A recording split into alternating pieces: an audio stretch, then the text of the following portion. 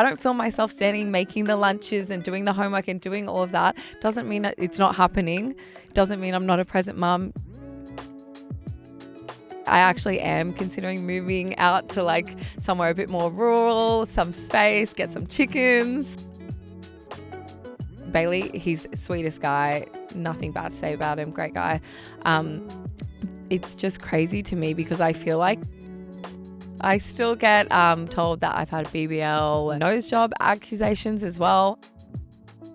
Social media, it makes me a bit scared for my daughters. Within the industry, from my experience, I would much rather be out with the sharks in the Bahamas. Tammy Hembrow, welcome to the Stella Podcast. Thank you for having me. I'm excited to be here. Happy birthday also. Thank you. This episode's actually coming out on Mother's Day, Yeah. but we're recording it on your birthday. So I'm not sure what this is, something about big milestone and celebrations. Yeah, it's two very special days, I guess. So it's nice that it's coming out on Mother's Day. It's an important day for me. Let's talk about the numbers. Today you turn 32. Yeah. You have 16 million followers on Instagram, 2.3 million on TikTok. You run a multi-million-dollar fitness empire, which includes the app, Tammy Fit.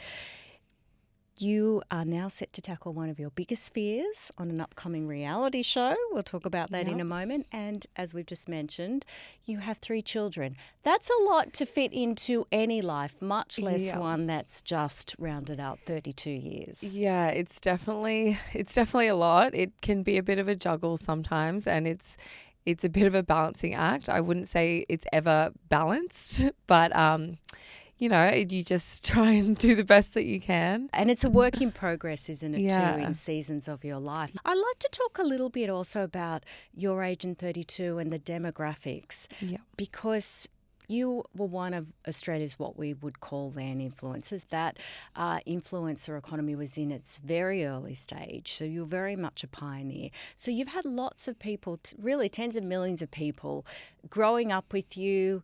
How do you sense the diversity of your demographic is in terms of age? And is that something that's changing across each platform from TikTok, for example? Absolutely. The demographic is definitely a bit younger with my TikTok audience.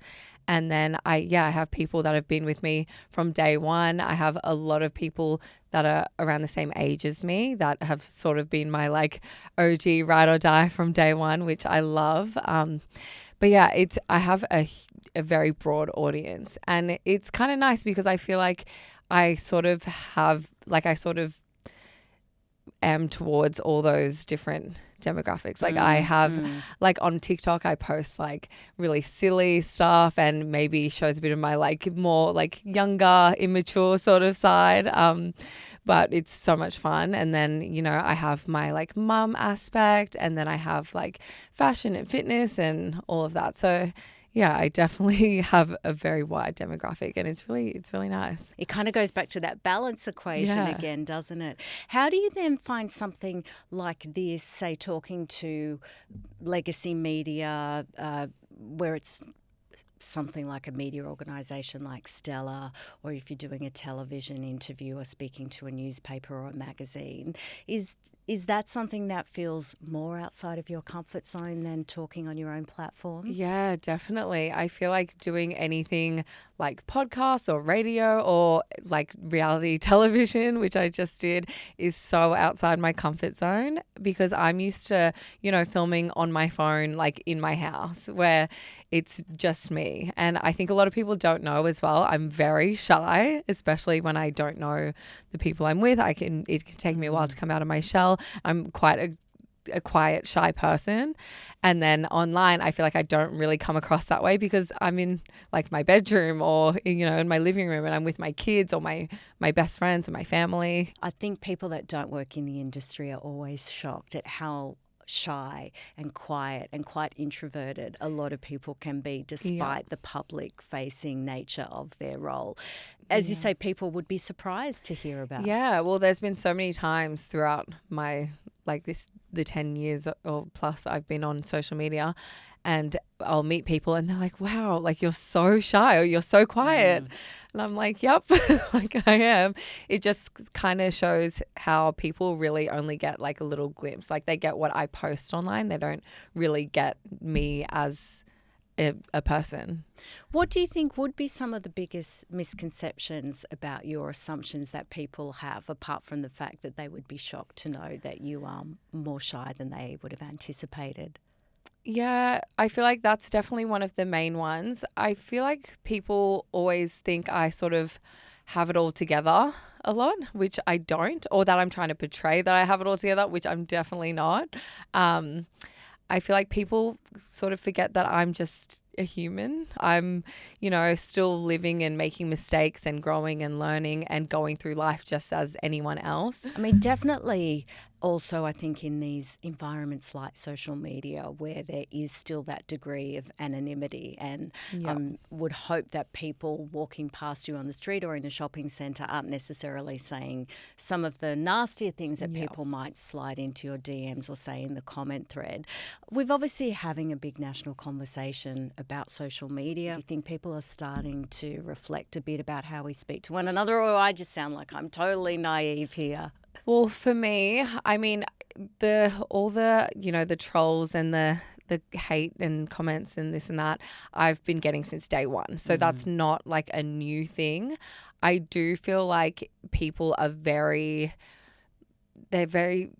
they're not afraid to, be nasty behind these like anonymous accounts. But I do feel like a lot more people are starting to talk about it more and maybe trying to hold people accountable a bit more. But for me, I'm so used to it since day one. Like it's just part of it to me, which is unfortunate. And I kind of just try to block out all the trolls and the negative comments and the hate.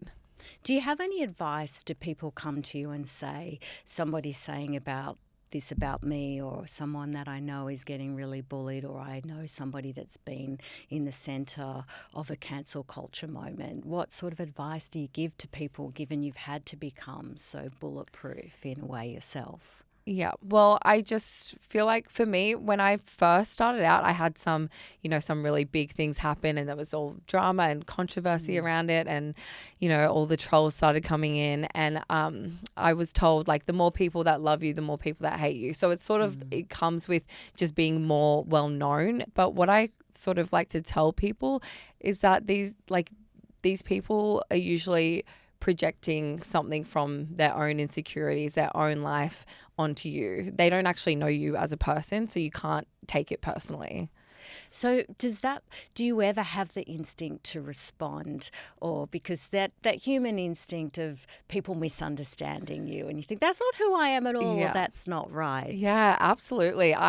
There's so many times that I would just I really want to respond or correct someone or, argue back. But at the end of the day, to me, I usually just bite my tongue. I'm like, it's not worth my energy. I feel like sometimes that's giving into it. It's giving what they want. They want to upset you. They want to, get to you. So I just try to just block it out and just ignore it completely. I wanted to go back 10 years. As I understand it, you launched your first business in 2016. So it's 2026 now. So the 10 years. Yeah. You were selling PDF workout programs. I think you had $400 in savings. We're sitting here today. There's talk of being worth reportedly $50 million 10 years on. I'm going to guess the answer is no. If I said, did you ever imagine that this is how your life would look sitting here in 2026? Honestly, when I first started out, I was very ambitious, and I was like, I want to dream big. I want to go big or go home. I knew with social media, as it was just evolving, I felt like I got into something so exciting and new, and I saw so much opportunity, and I saw so much I could do with it. And that's what I sort of set out to do. And I feel like I did that. I'm sure you've been asked this before, but do you imagine what you would have done if you hadn't stumbled upon that career at the right point in time? Honestly, I feel like I'd probably just be living on a farm somewhere in the middle of nowhere, which I kind of want to do now as well. Maybe one day. Do you have a plan for that? Sounds like a nice sort of, retirement, bit early to be talking about that at 32, or do you have thoughts about that? Well, it's interesting because I feel like when I first started out, my, goals were sort of to make more money and be successful. And I had all these, I wanted the fancy cars and this and that. And I feel like now my mindset, I still want to, have the financial freedom and be successful and take care of my family. But I just really don't want all the material things the way that I used to. I want a much more simple life, really. I actually am considering moving out to somewhere a bit more rural, some space, get some chickens. So it's just interesting. I feel like that's a part of life. You go through different phases and you as a person changes. I feel like I've been through so much and I'm constantly learning who I really am and what I really want in life. Has that then been a surprise to you? Because I asked about, did the scale of the success surprise you, but you were always ambitious. Yep. But the fact that then you've had that success and realised actually the material things aren't as important, has that been a surprising component? Yeah, it's been very interesting. And I feel like part of it came after I filmed the show recently. I feel like I had a lot of realizations after that of what was important to me and what I wanted in life and, what really mattered. And to me, that's just my health, my kids, and I don't need much to be happy. It's my perspective has changed a lot, I feel like. Well, let's talk about that then. So, Tammy, you will be appearing on the new reality show Shark, which, as I said, will see you literally dive into shark-infested waters in the Bahamas alongside 5 other Australian celebrities. Yep. Tell me about the experience and, what have you learned about yourself? Oh, the experience was incredible. Obviously, it's not something much people get to say that they have done, swim with sharks in the ocean in one of the most sharkiest places. I don't know even how to say that, in the Bahamas. It was such an incredible experience though, and it was something that I feel like really tested me and everyone in so many different ways. I feel like I really wanted to go on it to show myself and my kids what I could do. I was recently going through my divorce before that. So a very public breakup. And this was sort of the confidence boost that I needed. And I was like, if I could go swim with sharks, then I can literally do anything. So yeah, it was amazing. I love this. Of all of the sort of things that we think about when we're gone through a difficult period, or something like a breakup where there's all the classic things, maybe go away on a girls' trip, get your hair cut, redecorate the house or something. Swimming in shark-infested waters. This is a good one, a novel one, but very effective by the sound of it. Yeah, it worked. It was great. I've always been a little bit of a risk taker, a little bit of an adrenaline junkie. So I didn't know how I was going to go with this. But it was definitely, I feel like it was what I needed. Also just to get into a new environment, be around a new group of people, the other people on the show with me. Not really people I would usually be hanging out with, and we, became such a little family, and it was just incredible. It was amazing. Well, how competitive was it then? But those celebrities that you are among, swimming alongside you with the sharks, of course, include Ariane Titmus, who's literally very competitive on the job description. But also, I think there was Sam Tyday, obviously very, very competitive. Lynn McGranger, Scott Cam, Matt Nable. So no shrinking violets there. How was that competitive edge among the 6 of you? It was really interesting because we all had sort of different levels of fear and things like that. So it was more all of us just supporting each other to try and get through it together, which was really nice. And a lot of us are very competitive. I'm very competitive, but it definitely wasn't competitive vibes. It was us all trying to cheer each other on kind of thing, because it was pretty terrifying, some of the experiences. I mean, nothing about it doesn't sound terrifying. I'll just say that. Honestly, I feel like it was more terrifying than it probably even sounds. Like, I left with a whole different perspective on sharks. Sharks are something I feel like most people are scared of. They're quite an intimidating predator in the ocean, and I've always loved the ocean, but yeah, sharks have always been something at the back of my mind, but I left with a whole new perspective. I think they're a beautiful, incredible creature, and I've learned a lot about them and their environment, and yeah, all the different species, and yeah, I have a whole new outlook on them. I actually got a shark tattoo after the show. I got a hammerhead. Oh my God. On my Wow. arm. So it really had an impact, because Yeah. that is commitment.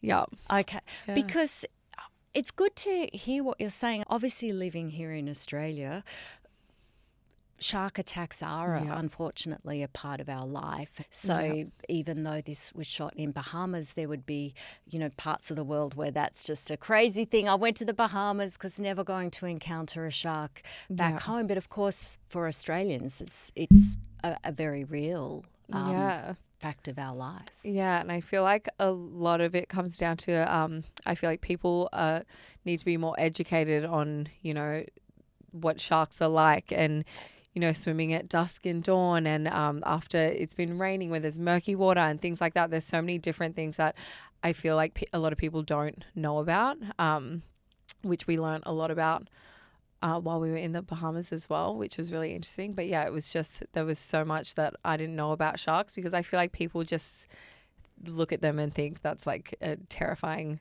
animal, but the ocean's their home, and we need to, understand that and understand them. It's been really interesting to hear a bit more about the show from you, because Ariane Titmus, one of your fellow contestants on Shark, was on the Stella podcast last year. She sat down with me for her first interview after she'd announced her retirement from professional swimming. I wanted to ask you a little bit about, you mentioned you've all become friends, and I think you and Ariane, obviously apart from the fact that I've sat down with both of you on the Stella podcast, it would be so interesting. She's 25 now, and to think the life that she has lived, that hyper-structured world of competitive swimming, and then thinking about you, Tammy, at 25, you're by that point already had 2 children and this big business and a big profile. So your lives look so different in so many ways. How was that friendship? We got along almost immediately. I feel like straight away we sort of like bonded together, and we definitely felt like a little pair, which was really nice. And it's still in a group chat. We were all messaging the group chat all the time. I saw Sam the other day. So yeah, we've definitely made like a little family. But yeah, me and Ariane definitely we became really good friends on the show. She's such a great girl, and yeah. It's so interesting, because I feel like we wouldn't necessarily have met and hung out and become friends or anything. So it's really cool to be able to get that from the experience as well. I wanted, a lot of people obviously ask you about your romantic relationships and love life. And yes, of course, I will be that person too. But I actually wanted to talk about friendship and female friendship. What role does that play in your life? I have all, like my closest friends are all from high school. They're all from when I was younger. I feel like once you get in the public eye, it's harder to know who you can trust and who is there for the right reasons or the wrong reasons. So I love having my friends from day one, which I know I can completely trust. And then I also have my sisters, which they're my best friends, which I know I can always trust them. And then, yeah, it's sort of, I feel like sometimes my friends tell me I can be quite a trusting person. So I have to be a bit more careful sometimes, because, yeah, not everyone has the best intentions, which is unfortunate. Yes, I mean, when I was looking into the show Shark, I thought there's got to be a question there surely about are there more sharks swimming in the ocean in the Bahamas, or sometimes within the industry and the media industry? I feel like definitely within the industry from my experience. I would much rather be out with the sharks in the Bahamas.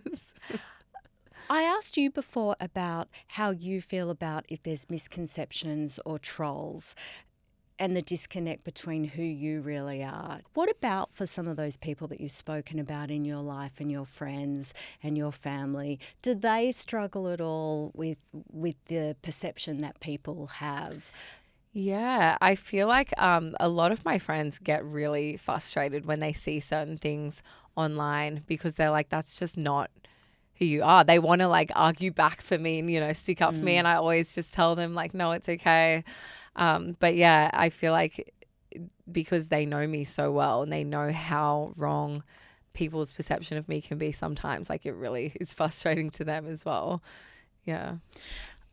Also wanted to chat a little bit about, I guess, what we call the attention economy now, and how that is something that you navigate, which is what we've spoken about, where something might happen or doesn't happen, and it's everywhere. You might show up at an event and there's all this huge response to it.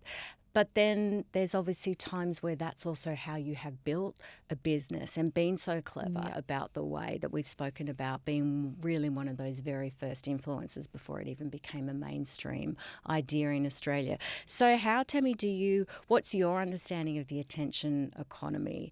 And is it more of a hindrance, like something you could do without, or is it something that you really rely on? And it seems as though you're very good at being able to use it, which I think is what people that are very good at their jobs do. So that would make sense. But is that also a misperception? Does it feel a bit more complicated being in the middle of the attention economy? Yeah, it is quite complicated because there's times where I would love to have like no attention on me and no part of it, or, to not be in the spotlight. But then it is part of my job. It is part of my business. It's part of everything that I do online. So it's a double-edged sword. It can be an up and down roller coaster because sometimes it's fun as well. Like sometimes it's, like the events and the red carpets and this and that, like that stuff's all fun. But then you're in bad lighting for 1 second and then you have all these trolls saying all this stuff, and it's just like, it can be a lot sometimes. But I'll always be grateful for it because it's gotten me to where I am, and it's just part of my life at this point. I mean, there's a few different things that the internet loves to talk about. First of all, it's just women that are doing things and have opinions, women that have a life, women that are mothers, a lot to talk about there. But of course also women and what they look like and women's bodies. Yeah. Your body has been spoken about so much from day one. And of course your fitness business intersects with that conversation. What about the way we talk about women's bodies? Has it become better? Do you think we're just policing one another's bodies just as much as we ever have? I feel like it has become better a bit, maybe. You know what? I'm not really sure. Yeah. I feel like for me, it's become better because since I am, in the fitness industry, I feel like I have always had a lot of pressure to, stay fit and look a certain way. It's been part of my job, and I've always felt like I have to be fit. I have to, be in the gym all the time. I have to be training. I don't really see it that way anymore. I'm a lot more relaxed with myself, and, I'm not putting that much pressure on myself anymore because it gets to a point where it's not a healthy mindset, and I can't, put that pressure on myself. And I don't want like my daughters to feel that pressure. So I'm trying to have a much healthier mindset about it now. I love going to the gym. I love working out. I love fitness. But it's not about the aesthetics really as it used to be for me. Now it's definitely just more about my mental health and feeling good and just being healthy. But women get so much pressure on themselves to look a certain way. And there's the different trends all the time. Like it's never ending. The whole trend side of it is wild, isn't it? I mean, it's one thing to be like, okay, this cut of denim is in this season and, this shade of like balayage or whatever is in this season. But to be actually talking about women's bodies, boobs are in, boobs are out. We've all got big butts. Oh, no, now it's all skinny talk again. It is crazy that we treat our literal bodies and we're made to feel that, I'm sorry, you're out of style now. Yeah. Exactly. Crazy. Well, because what are we sort of meant to do? Go, oh, okay, great. I'll just run to the store now. And, get a whole new body. It's so unfortunate, and that's one of the things about like social media now, like because it's so. Like with the younger girls that are on social media now, they're seeing all this stuff, and I feel like they're so easily caught up in it now more than ever. So I feel like it's really bad with like younger women at the moment. Whereas someone like me, I feel like I've seen it all and I sort of know what's what, and I know that how silly the trends are. But yeah, it makes me a bit scared for my daughters, to be honest. Completely. And it just seems to have never ever gone away, this idea of us all being subject to the whims of fashion, but it's just at such a huge scale now, and you are seeing like young women absorb it. The other thing I think that's changed a bit, certainly on this podcast, we've had conversations about women in the public eye being more candid about work that they've had done. So, we've seen that internationally, obviously, where people will now say, oh, sure, like, this is like the whole sort of Kris Jenner of it. This is where I got this done. And of course, even just a few years ago, it was like, no, like, I'm just drinking lots of water. And you, again, I think I've already used the word early adopter, but I think you were in Australia probably someone that was very transparent from the start about what you had or hadn't done. But do you still get a lot of speculation? Yeah, I still get told that I've had BBL and this and that. I'm like, my butt's not even that big, guys. Like, I don't know why I still get that, but I'm so used to it at this point. I did have my boobs done after I breastfed my daughter about 8 years ago, and then I got them done again recently, just redid them, which I've posted about online. I've spoken about. I have no problem being transparent about that. But yeah, I still get the BBL accusations to this day. What else could you do? I feel like you've been... I've gotten nose job accusations as well. And I'm like, look at every person in my whole family. We all have the exact same nose. It's crazy. I feel like people just pick apart everything these days. Like whether you've done something you haven't, like people... You can't win. You're going to be picked apart regardless. It's so true. I think like there used to be a time where people would just say, oh, that person looks great or that person doesn't. I'm not saying that even that was welcome. But now I feel like people have to go, well, I know more about you than you know. I think it's the same conversation around Ozempic, just the way that people have police bodies. If they feel that they have to comment on somebody on a red carpet, now they have to say, well, they look that way because of this. It's like, you actually have no idea. You don't know. Yeah, it's actually insane. That's all I see on all the like red carpet things and everything now is like people saying Ozempic, and it's like you actually don't know. Exactly. Like it's become like a big thing at the Oscars. I think even sometimes they'll make a joke in the Oscars room who's hosting it. And look, I just acknowledge it again for our early conversation. There are trends, and there's definitely times where women at the forefront of culture in say Hollywood might seem a certain way, and I will admit that they all seem very slim at the time. But I'm old enough to have grown up through the 90s, and that was the era of the wave. The difference is people weren't saying, I know what that person's doing. And I think that's just added a level of invasion and lack of boundaries, which is clearly what's happening with you, that people go, oh, actually, I'm Tammy's surgeon. I'll tell you what she's had done. Yeah, it's crazy that people just, they love to make their assumptions and they just run with it, and you can say like it's not true over and over, and no one is going to believe you regardless. I'll just keep saying it. So yeah, I just ignore that completely at this point. Do you have an opinion on whether it is a good thing that as a general society and led by celebrities that we are more open about what work has happened. Yeah. There's a lot less gatekeeping happening, and really some of those stories about, oh, I'm just drinking water when someone looks completely different. Yeah. I know that might sound a bit contradictory to what I was just saying, but I think there has been a level of transparency I do now. think people are a lot more transparent now, and I do think that's important to, if a younger girl sees someone and they're not just saying like, oh, I've just been drinking carrot juice and this and that. It is important for people to be transparent, so these girls don't, just start doing whatever they're doing and think they're going to become like them.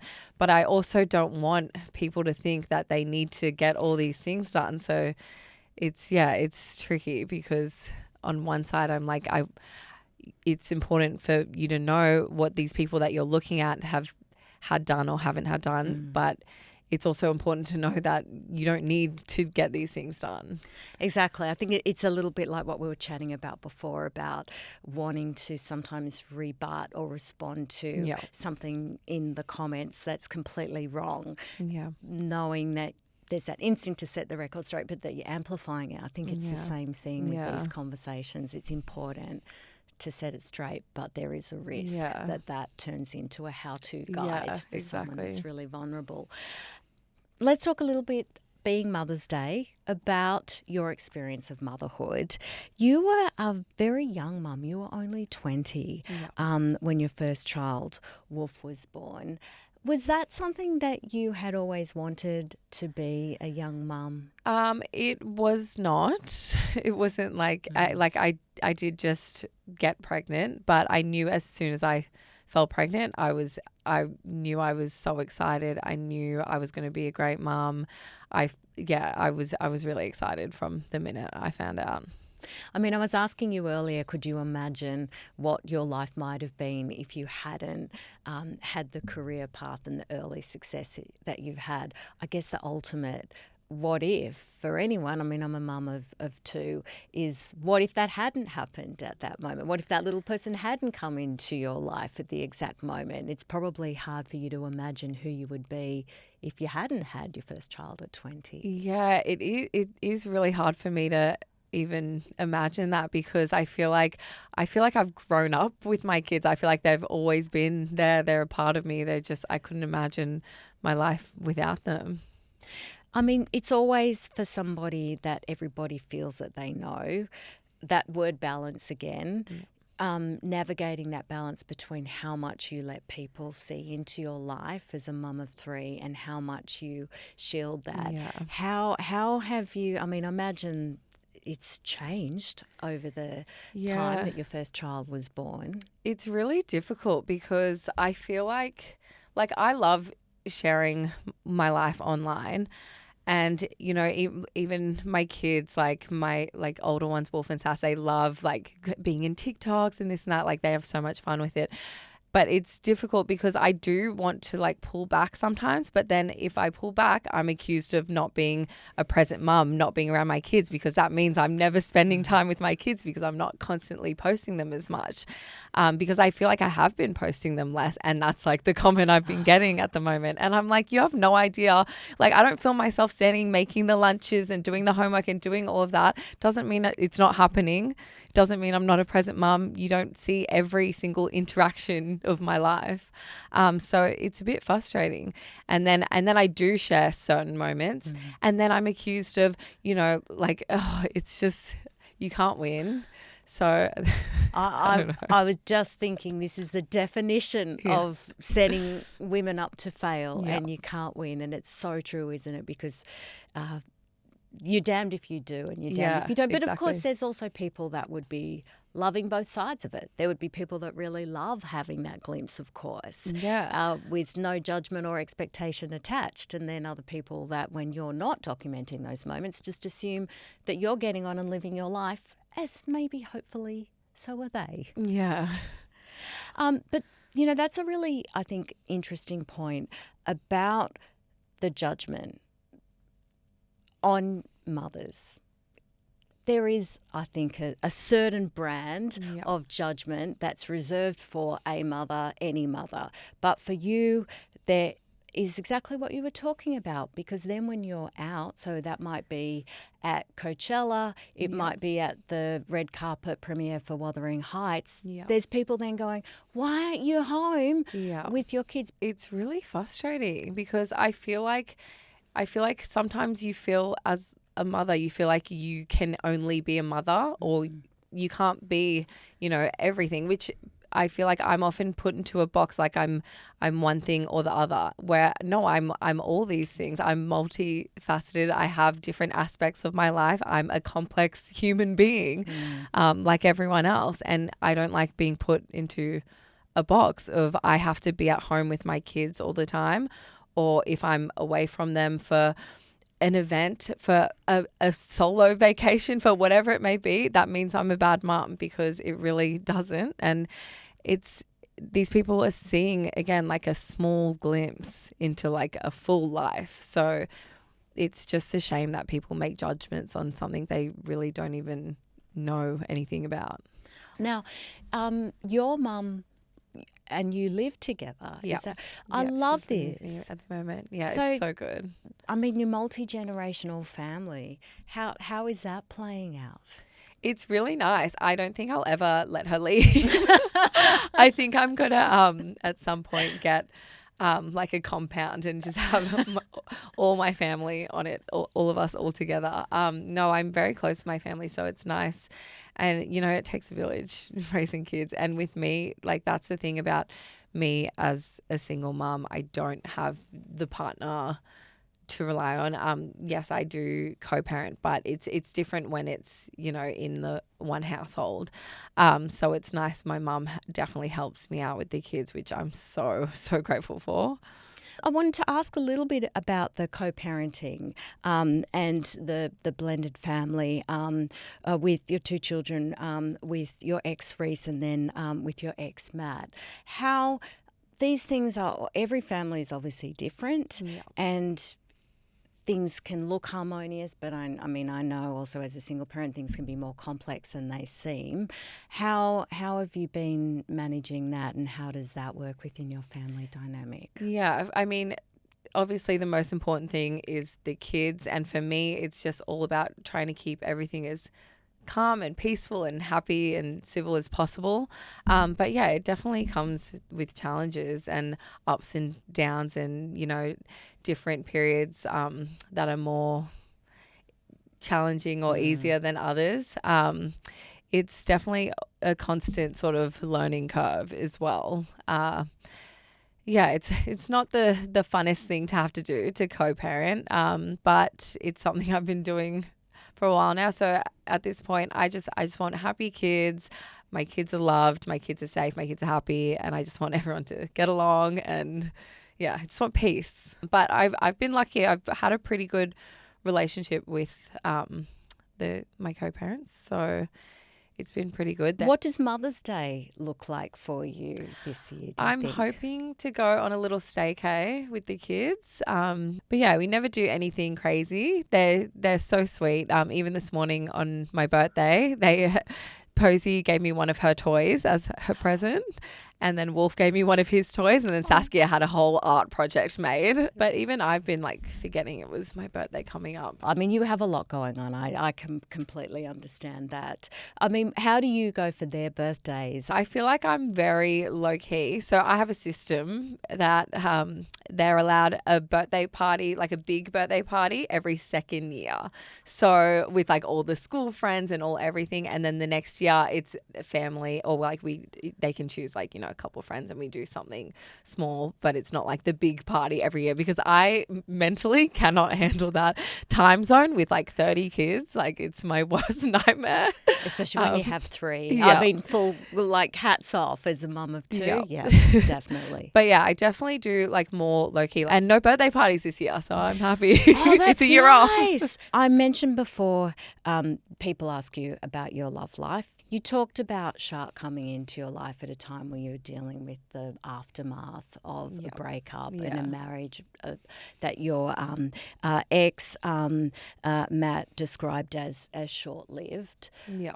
What are you How are you feeling about that as we're sitting here today? Yeah, I'm sitting here today.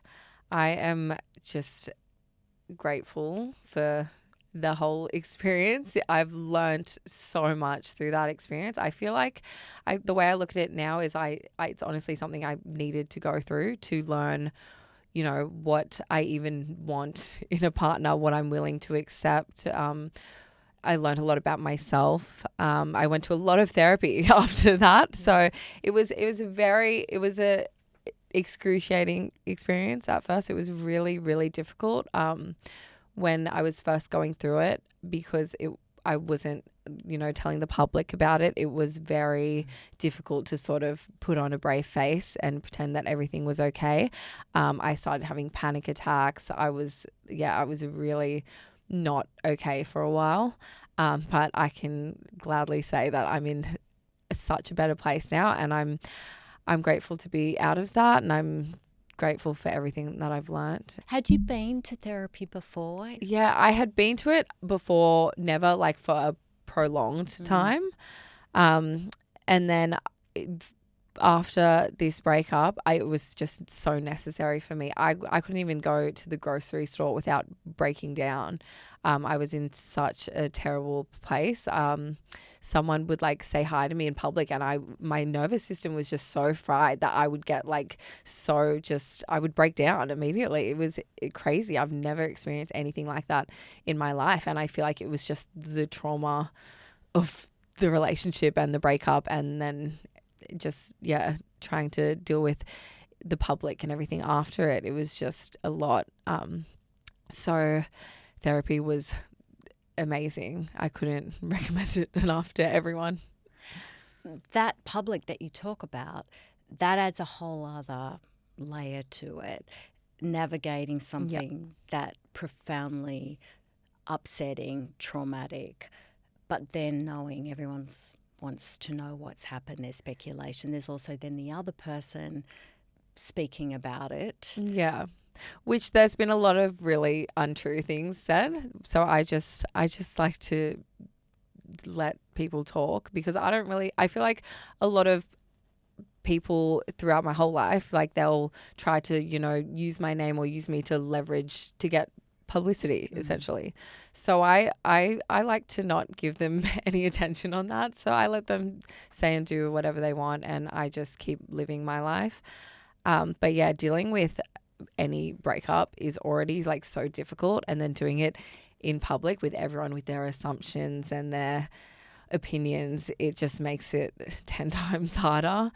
And then also just doing it as a mum, and trying to not break down in front of my kids. It was just it was a really difficult thing to go through.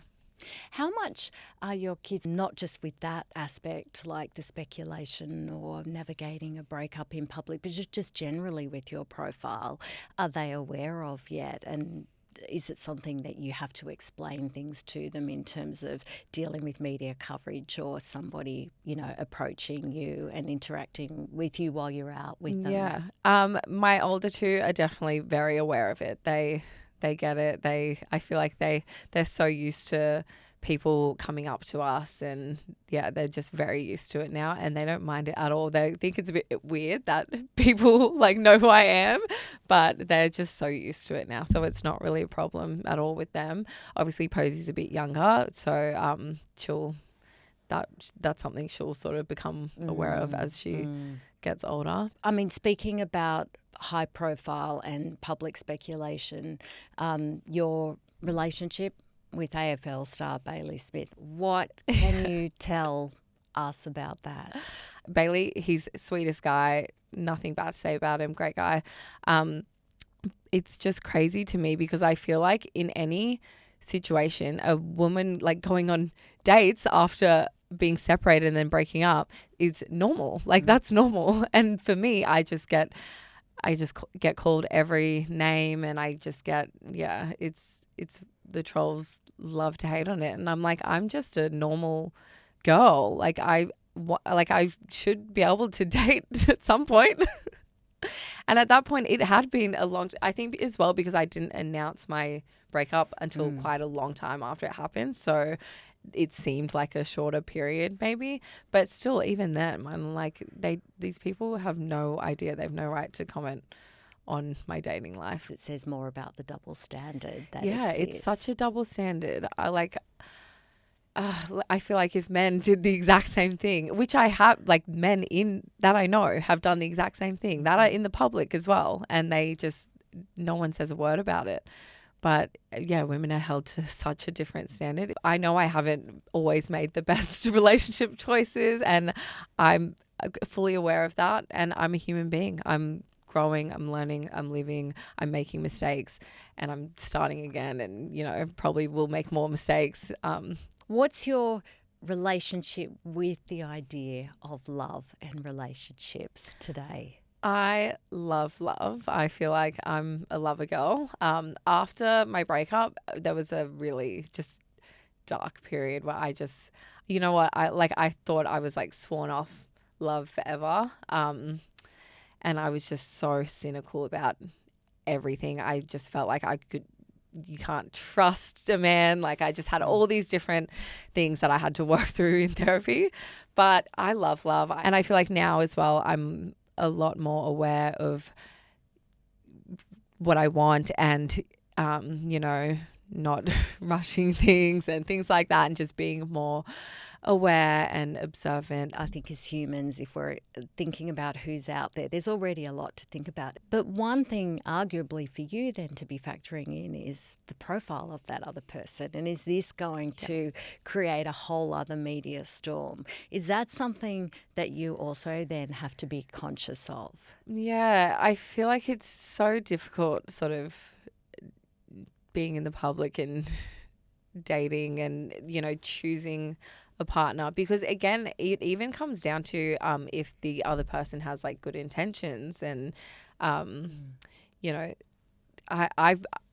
have a really hard time trusting people after some of the things that I've been through, especially. But I feel like now I'm at a place where I lost trusting myself and my own judgment for a long time there. I feel like I'm finally at a place where I'm really trusting my own judgment. I've learned to listen to my friends and family as well. So yeah, it's all still just a learning curve though. So we know Shark is coming up. Has it spark something in you? Will we see you on TV again beyond this show?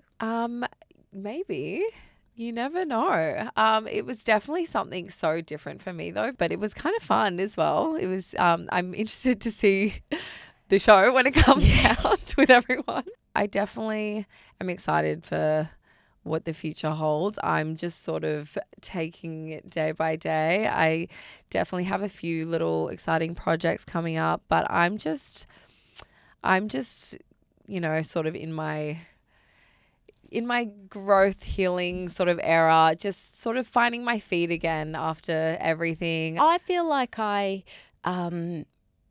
know the real Tammy Hembrow a lot more talking to you.